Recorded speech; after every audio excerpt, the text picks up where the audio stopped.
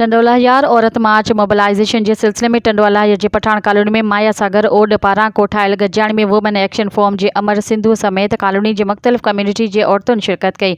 औरतुन जी गजाणी में अमर सिंधु पारां औरत के मकसद और मुतालबन ते तफ़सील से कचहरी कंदे चयो त 8 मार्च में औरतुन जो आलमी ॾींहुं है जैसे दुनिया जी सब औरतों मल्हाईंदियूं आहिनि, पर सिंध में औरतुन की अक्सरियत अॼु भी घरू तशद्दुद जो शिकार है। औरतूं खाद खुराक तालीम तोड़े सेहत के हवाले से इंतहाई पोइते आहिनि।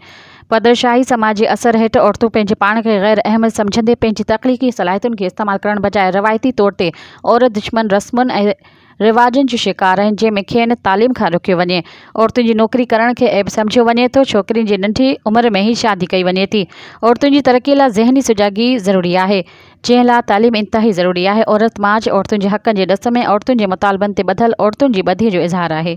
मज़ीद ख़बरनि ऐं तफ़सीलात लाइ विज़िट कयो असांजी वेबसाइट www.awamiNewsHD.com ऐं ॾिसंदा रहो अवामी न्यूज़ HD।